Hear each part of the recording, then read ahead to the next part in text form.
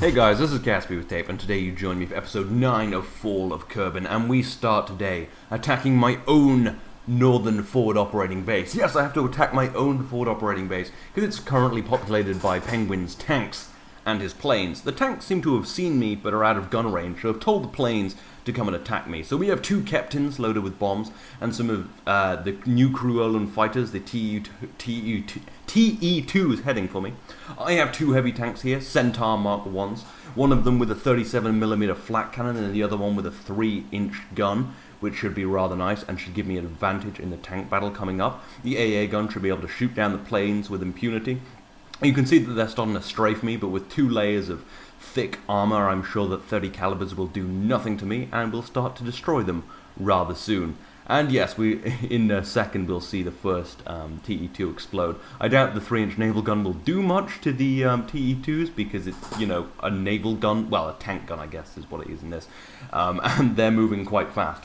But hey, we are going to see them explode soon. They are strafing me pretty hard right now, but then the first TE2 bursts into just bits of plane. I was going to say flames. And then the other one explodes. I think maybe even for a naval gun shot. Anyway, we have bombs coming for us right now. So it's time to move forward so they just kind of flaccidly hit the ground. But that's because I wasn't really sure whether or not I'd be able to shoot down all of the bombs. So I'm frantically trying to move this because it's just decided to turn around. Because Burn Together doesn't really like driving ground vehicles. But then, when I look up to the sky, I do not see falling bombs. I see falling Kruolans. Yes, indeed, we have shot them down, so I didn't need to move forward at all. The AA gun did its job. And then I switched to the Captain to try and make it use its, gun so it can try and strafe me, but then it sort of bursts into flames. It doesn't even appear to have dropped its bombs. The other one definitely did. There were definitely bombs falling for me. Don't know what that's about, but hey. Anyway, so I have a little advantage in this fight. Penguin has put all of his... Oh, there's the captain going down. But yes, Penguin has put all of his tanks on a ridge. And he doesn't have a 3-inch gun, which means I have the range advantage. Now, what I technically could do is sit out of their gun range and destroy them all one by one, but that would be the worst video ever. So what I'm going to do is use my my tank with the 37mm to find the maximum range of the 37mm, and I'm going to try that on what are they called? SM1s, and Penguin's light tanks. So yeah, it seems to be about 4 kilometers. So I'm going to move in with this now so that I can actually get into their gun range, so it's a little less boring. I'm going to try and stay right on the edge of it, so they're as inaccurate as possible, because the 3-inch gun will be fairly accurate at 4 kilometers, whereas the 37mm, as you can see, shooting the SM1B is not super accurate. Although hopefully it will destroy that. I'm not going to sit on the load range of all of the SM1Bs and destroy them like that, because that would again be super shitty. It does appear my tank has started firing first before it's in range, but hey, I'm going to take that advantage. There are 5 tanks, but it will get into range and start taking fire soon. But hey, I think we might even be able to flip over... I'm saying but hey a lot. Whatever. Anyway, it looks actually as if we may have flipped over the PT-1, and when we switch to it, you'll see that it is indeed flipped over, but it is firing. Okay, it's not flipped over right now, or otherwise it wouldn't be firing. We get into range, and then I freak out and reverse to try and get as far away as possible, but then I go out of range, although we do take 1 hit in the front. No damage, though, which is nice. Yeah, I accidentally do go out of range, so I'll have to move forward again. But it looks like we're already laying waste to the SM-1, and we're just going to let that do that, because, you know, I'm a little vengeful right now, and they were never going to be a big part of this fight. They should really be tucked behind the runway. Anyway, something explodes on my tank. I'm not sure what. It seems fine. But, yeah. So we're going to move in again so that we can actually have a fair fight here, although I'm pretty sure we flipped over one of those PT-1s by now. We did take a couple of hits, but, yeah. I wasn't exactly sure where the range was, but we'll start taking fire soon from the other PT-1. As you can see, it started firing. This one, again, like I said, flipped over, easy to destroy. That's a shame. You know, should have brought a 3-inch gun, or, you know, tucked them behind the runway, or around in the ridges where I couldn't have shot them from very far away. This is already laying waste to the SM-1B, just by, you know, fact of it was freaking on a ridge and it has no range. However, my Centaur Mark 1 with the naval gun does get destroyed, which is a shame. Because, oh, and here's just a shot of the first SM1 going up. Yes, so even though I had an accuracy advantage, the PT-1B on that ridge did manage to destroy my first Centaur, which is not super great because I kind of needed that, so now I don't have a range advantage. Although this did start firing at the SM-1B. I'm going to let this destroy the PT-1 that's flipped over without getting into the range of the other gun because, you know, it's flipped over, so it can't defend itself anyway. So we're going to take advantage of that, and it dies. So now it's time to move into range of the final PT-1. My only remaining challenge, really. I do, just kind of by nature of guard mode, get a few hits on that SM-1B on the ridge over there, but that's, I think it still survived, and it is definitely surviving and can be repaired.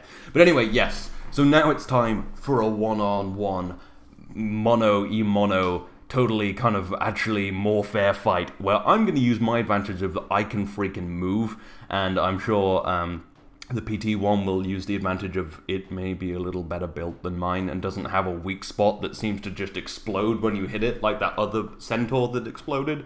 I don't know. But cruel engineering surely will not prevail. I mean, they've already lost 2 tanks when they had 5 against 2. And, I mean, that was just poor engineering and not putting 3-inch guns in your tanks. I mean, come on, man, you gotta have some variation up in here. But we did see from the attack on this base that it was very... Ooh, looks like we're about to take a bit of a hit. No, I know there's a hit coming up at some point. But yeah, and we did see from the attack on this base that the 3-inch gun was very effective at defending because it could shoot from so far away. And we score our first hit on the SM1, the PT-1. God, pick different names, man, for your tanks. Freaking Cruolans and their... just lettered names. But yes, as we're heading up here, we take a pretty serious hit in the side, which throws us off a little bit.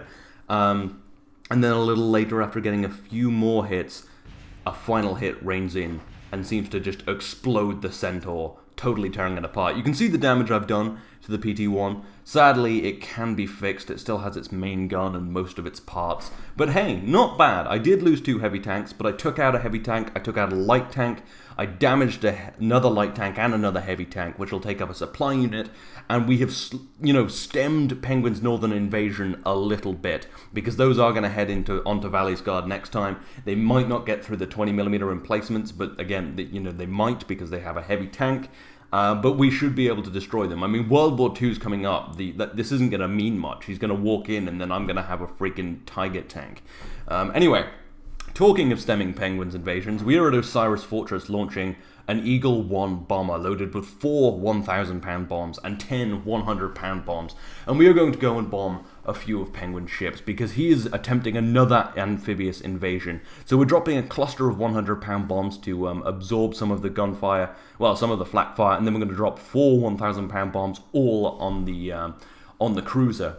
Because Penguin has 2 heavy tanks headed for Osiris Fortress, which is a serious problem. Because last time, with 2 light tanks against a attacker, a light tank, and my emplacements, he almost got in, and now there are only the emplacements. So we need to destroy at least one of these tanks, because it's going to be a serious problem if he gets 2 through into Osiris Fortress. Obviously, he has to hold it for a turn to take it, so I can just bomb him out, but still, we'd like to, stem this a little bit. So the 100-pound bombs start to fall and start to get shot out of the sky by what looks like deck guns and also flak fire.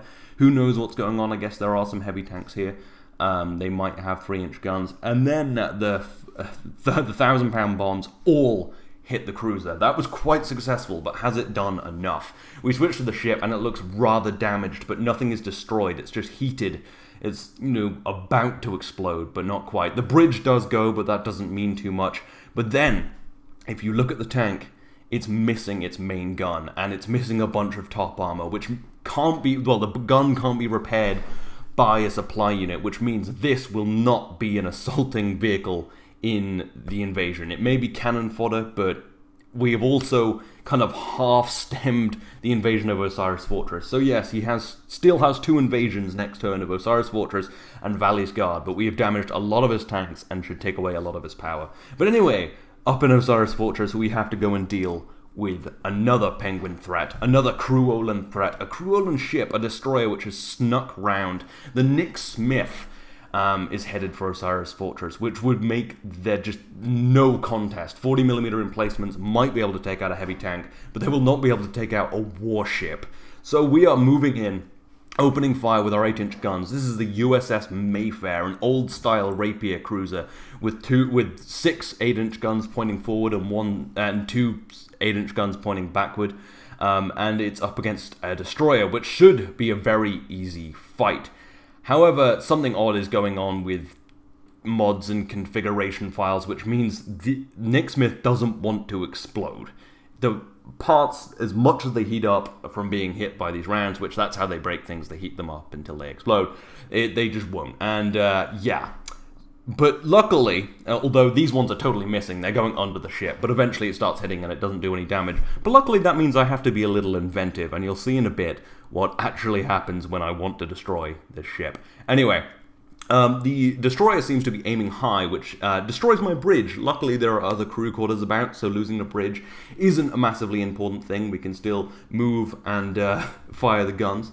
We're getting a few good hits, actually. A few things explode. It looks like the panels are heating up nicely, going to explode soon and sink, but it just doesn't seem to do it. I think maybe they're cooling down too quickly. Also, the Nicksmith isn't firing its gun, so I just switched some teams around. We destroyed a little structural panel there nicely. And then I just click on the guns and it starts using them, which is good. So it switches its guns back to me. Weird thing. And then my ship starts using its flak cannons against a ship, which is done. So I have to tell this to use the right guns. I don't know what's going on with this. Just weird, beady armory stuff.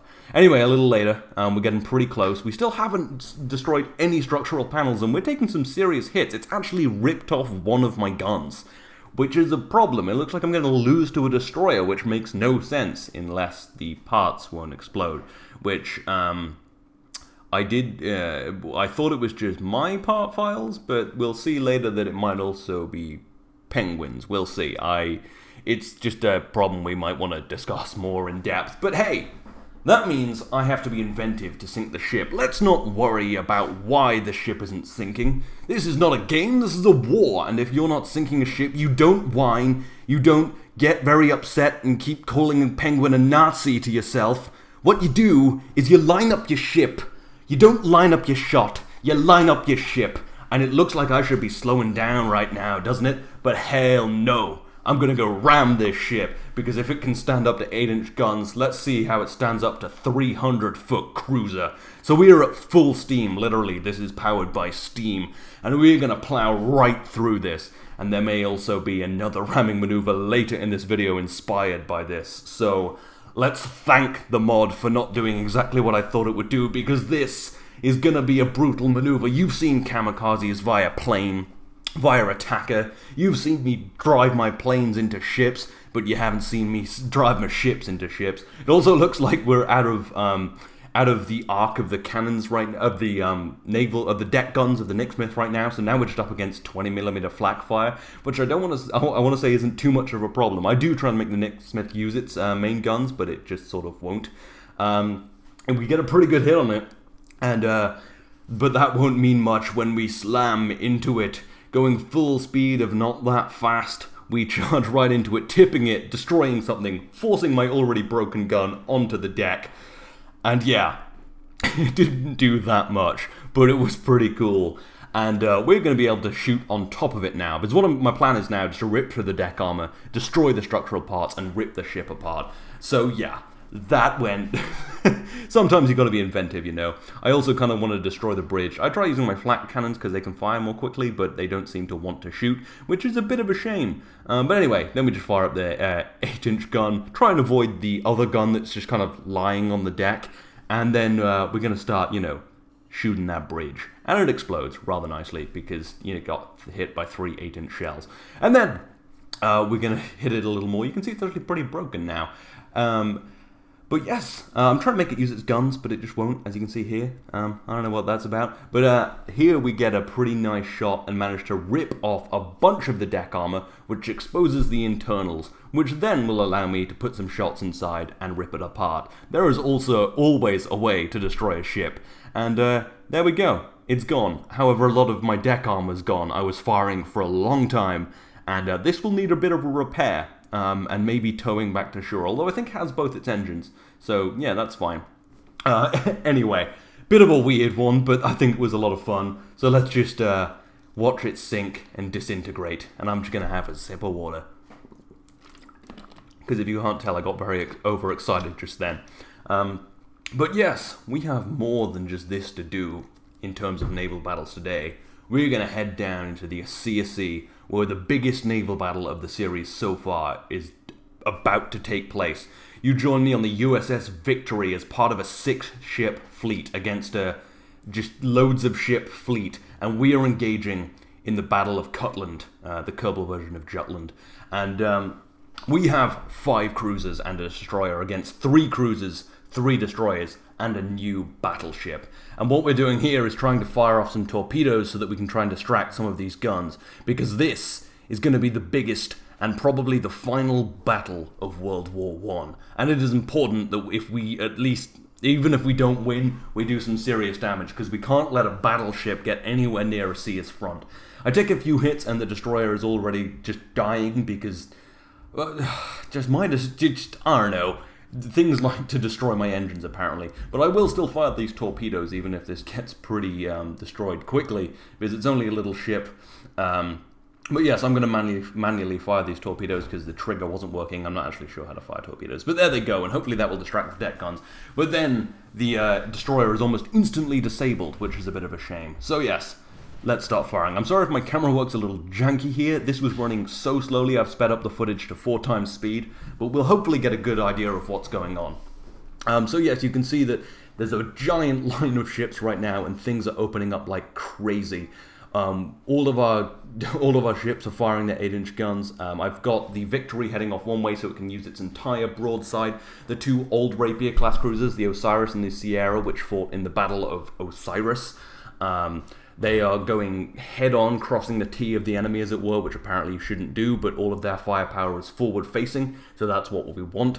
You can see we've got some pretty serious shells coming in from the... It's actually called the KUS Ovino, but on the vessel switcher it's just called the USKR King class, because I'm sorry I forgot to change the name, but it's Penguin's battleship. You can see we've already started hitting it. You may have seen while switching we've started to put some damage into Penguin's cruisers as well. We're starting to take quite a few hits. In fact, I think we're starting to take some hits right in the front of the old-style Rapier cruisers, which isn't great. The new Rapier cruiser here, you can see the USS Centurion should be facing more to its side so it can use its full broadside. Some of my ships are doing weird things and not firing their main guns but their flat cannons, but I just keep adjusting it to make sure they're still doing it. The Bjorn Sen is taking hits in the side already. It's looking like a fairly matched battle right now, other than the loss of my destroyer, which was, I think, just unfortunate and me placing parts poorly. We've got a few of these Nick Smith style destroyers. I've forgotten their name, but as we know, they're quite durable. We lose the bridge on the Victory, but that is no matter. The crew weren't even in it. And yes, it's firing a good broadside. What have we got here? We've got the Centurion, which needs to be turning right so it can use... turning... I want to say port. I don't know my ship words. So it can use its full broadside. I don't know why I didn't sending it doing its proper broadside. That was just me being foolish, I guess. But yes... it's a pretty intense battle. I wish I'd been a little better with the camera work. I do apologize, but I don't think you wanted to see the 3 frames a second.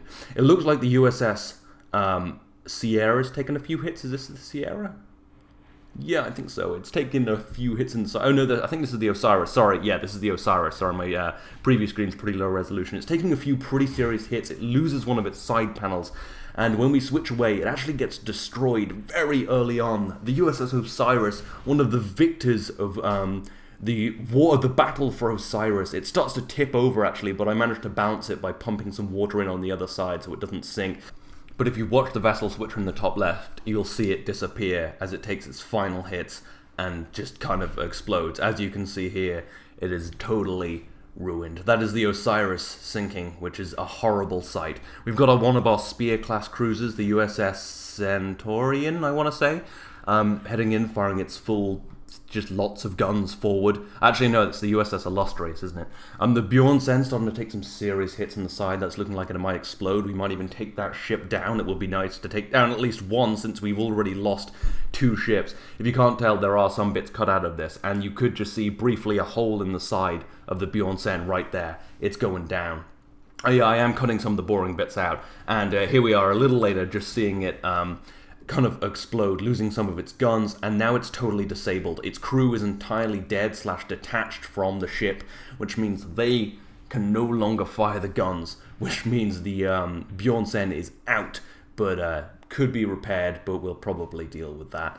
So yes, the battle is hotting up. Penguin is down a cruiser. I'm down a cruiser and a destroyer. It's looking really rough for us right now, especially since they still have that battleship. But if you look at... the Bjornsen still taking hits rather nicely.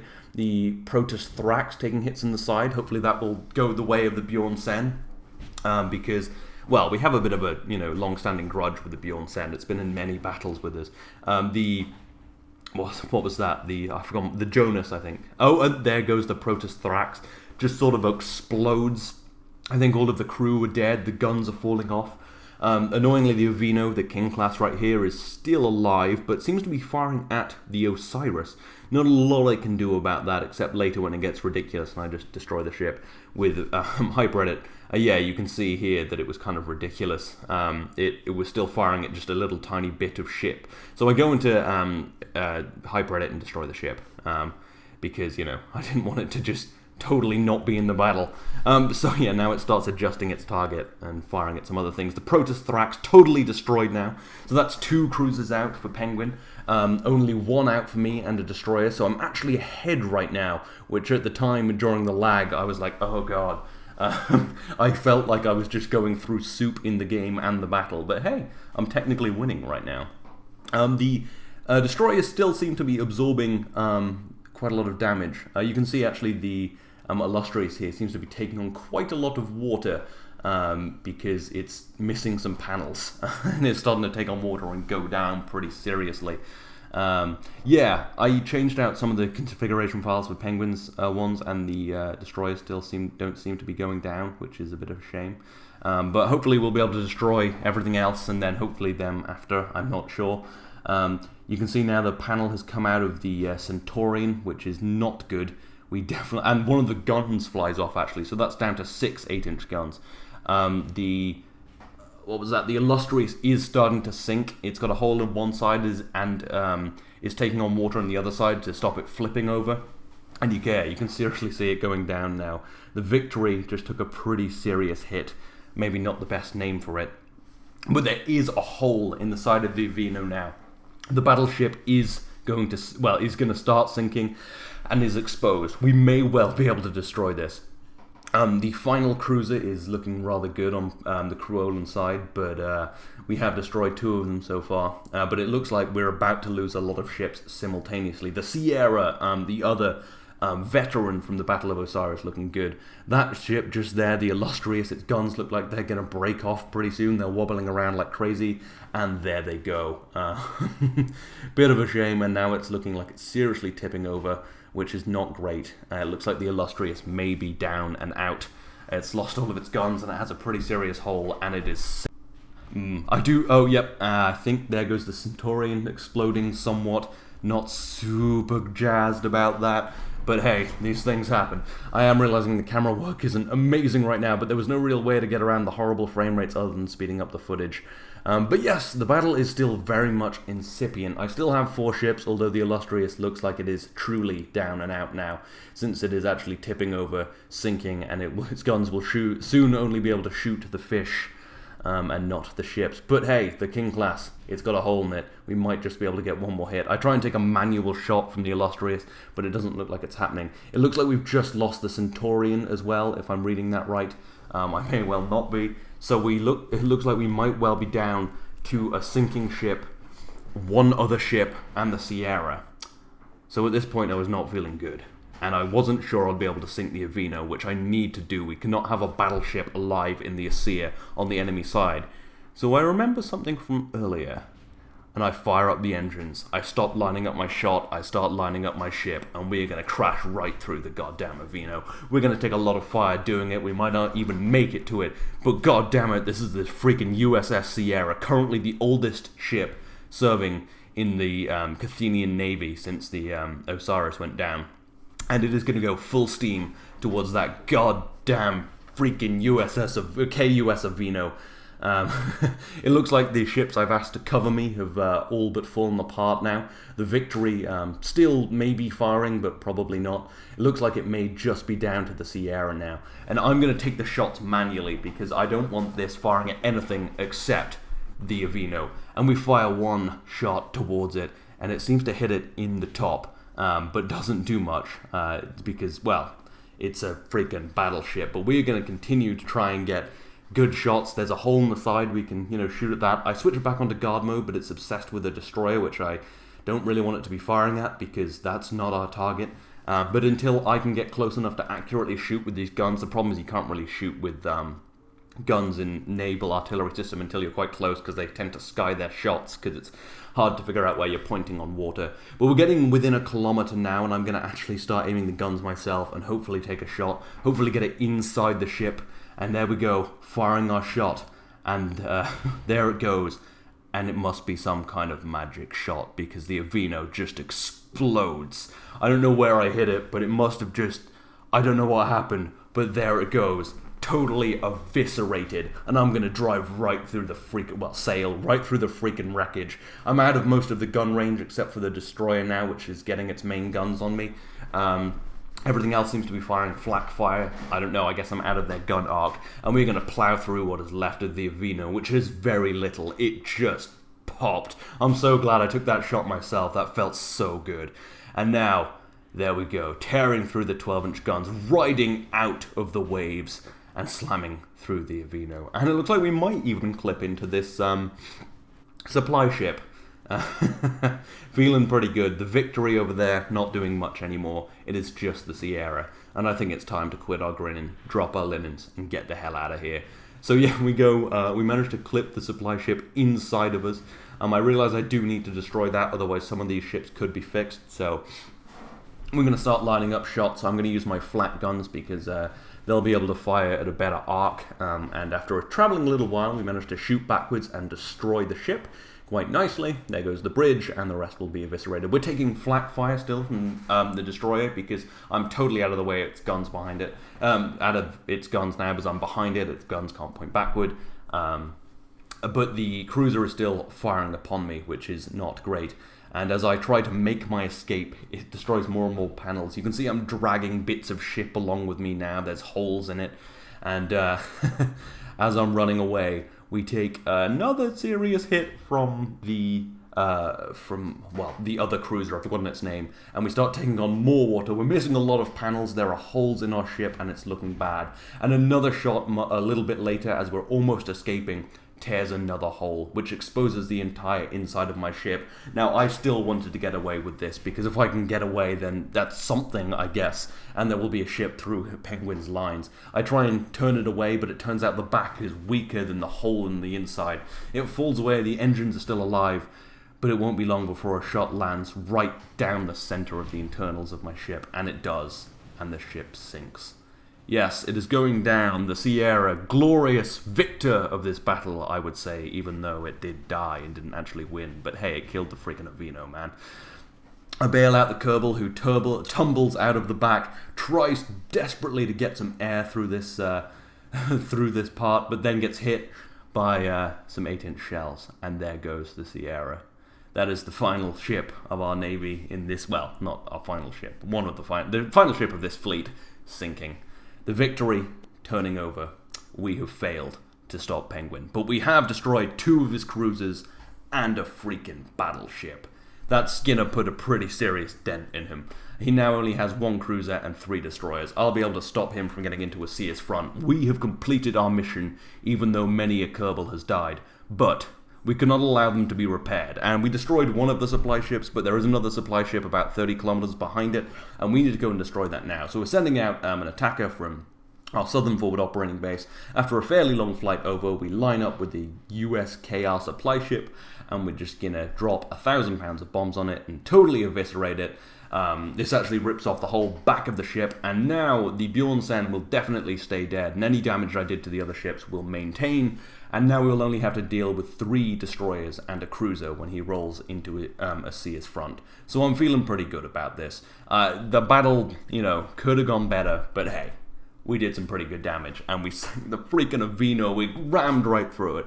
And where else would I land this attacker but at Penguin's forward operating base in the south, because this is my new favourite landing spot, even though planes often seem to get shot down from here. Penguin's new fighter's looking much better than his old ones, but hey, that will be nothing, because this isn't going to be the only thing here. We've completed our final bridge into Cruola. Yes, that is 4 bridges. We're going to use one of Penguin's. That is the longest bridge freaking ever. But hey, now we can go and roll in with our tanks and actually take this forward operating base. And that's exactly what we'll do. Here they are, 2 Minotaur Mark 2s even, guarding this base, taking it for my own. Now I can actually launch from this, and Penguin cannot have it. We are also going to launch a bunch more stuff from this. And there is another tank in tow, as you will see right now. We have a Centaur Mark 1 with an AA gun heading down, taking with it 2 supply trucks, 2 Eddie Stobarts, which should help us in our war effort for invading Cruola. So yes, after 9 turns, we finally have our bridges, and we will finally be able to march into Cruola through the south. All of the suffering in the north, all of the naval battles lost, all of the, well, the one naval battle lost, the others are pretty much won. All of the ships sunk, all of the planes shot down will be worth it now, because we can march into Cruola and make them pay. We will bomb Kermingrad, and we will take it for our own, because this is Cathenia, goddammit. Talking of which, let's launch our first assault into Cruola from the south. This is 3 Sparrowhawk 2s, which will go up against 2 of Penguin's TE2s, because goddammit, those fighters look pretty good, and I want to test their mettle. So after a long time taking off, because fighters are much slower than other planes, we fly in a pretty janky formation. Cathenian pilots, not about form, more about motor. And we're going to stay pretty high out of the way of Penguin's flak fire, because we're attacking one of his main bases. The name escapes me right now, but it is one of his main bases. It's a medium base, actually. It has 40mm emplacements. But we're luckily out of range of those emplacements. So the TE2s take off. We lure them away from the emplacements, and then we dive in for the kill. So yes, the other planes are still following me because I want to keep them close. 4 kilometers away from those 40mm emplacements, which I think is their maximum range. So yeah, hopefully we'll be able to shoot down these planes and leave without ever having to taste the terribleness of flak fire. So yes, it looks like the TE2 might be lining up a shot right now, and it will undoubtedly soon, yes, there, see a little bit of 30 caliber fire, followed by a hail, I'm sure. And we're going to release the enemies, release the wingmen now to take down the enemies, unleashing some fire of themselves. I've set these up much better than I have in the past, so they'll be able to quickly dispatch that TE2, as you can see it exploding now. But hey, I want to taste some blood myself, because we're vampires in Cathenia. Oh shit, that's going to be a fucking thing now, isn't it? Y'all are crazy, but I'm sure it's now a nation of vampires. No, it's a nation of capitalists, which are totally not tearing themselves apart with their greed. What are you talking about? We're fine. Anyway, after kind of jousting with this TE2, I managed to turn and get behind it. While my wingmen cover me, I'm going to dive in from the back and tear at a new one. Grim. Anyway, yeah, let's start firing. I'm using the mouse aim flight mod coupled with the improved chase camera, which makes dogfighting very easy. Thank you to Tetrids, who told me that, told us both that. It is amazing now. I wish I'd known this sooner. Anyway, we hack off a wing from the TE2, and we're going to just shoot up the back and hopefully watch it tumble into the ground. Yes, these new fighters don't seem to put up much of a fight, maybe a little more so than the old ones, but hey, I guess I did come in very, high and fast, because I wanted to avoid those flat cannons. But we'll watch it tumble into the ground. Yes, nothing will ever be a match for the Sparrowhawk 1s, except maybe in a couple of turns when it's World War II, and things might be a little faster and deadlier. Anyway, here we are at a sea's front, and this is the USS Dauntless, which has been towed home by a supply ship after its engines were destroyed by a submarine. There is also another Rapier Mark II out here defending a sea's front, but yes, this is the Dauntless, which was deprived of the glory of dying in battle for me in the Battle of Kutland, which you just saw. But yes, it is back, and it is with another Rapier Mark II, which will be defending this sea's front from the ensuing, ships from the Creolans, which will be here in no time, I'm sure. And then up in the north, the USS Mayfair is having itself repaired. It does need to head back to shore to get that main gun fixed, but I thought I might as well fix up the deck plating right now because, well, you know, we want it to have deck plating. And then, and yeah, so that'll head back next turn, then destroy anything else that heads up into the north. And down here in the south, we're sending another Eddie Stobart down to go and, well, to go and help with the effort in the south. And our final act today is a weirder one. We're launching a supply unit about 40 kilometers west of Osiris Fortress. You may be thinking, isn't that just all your land? Well, I'm thinking Osiris Fortress, if it survives next turn, may need a bit of a resupply. So I'm hiding this out here where the tanks can't get it so I can resupply Osiris Fortress next time. But yes, this is the end of the episode. The penultimate one of World War II, World War I even. The next turn will also be World War I, and then we will be moving on to World War II. So today, we did some serious damage to Penguin's fleet, even if we did have to watch many a brave Kerbal sink with their ship. We launched some fairy supply units. We finally completed our advance in the south. We shot down Penguin's entire air force, and we weakened both of his invasions in the north. We're in a reasonably good but precarious standing right now, and hopefully we will survive what is coming. So yes, I hope you've enjoyed this. This has been episode 9 of Fall of Kerbin, and if you'd like to go check out a couple more videos, there is a video I did a few days ago where I built a flying bunker, which probably would be useful in this series, but might be a little unfair, because it's a bunker that flies, and it's amazing. There is also my latest episode of KSP, Road to Exploration, in which I go and explore space, and in this one I head for Duna, and that'll be rather glorious when we get to Duna. Glorious for Cathenia. And there are also links to my Twitter, Twitch, and Patreon in the description. But anyway guys, I hope you've enjoyed this 36-minute video. If you can't tell, I'm quite tired now. But anyway, I'll see you next time.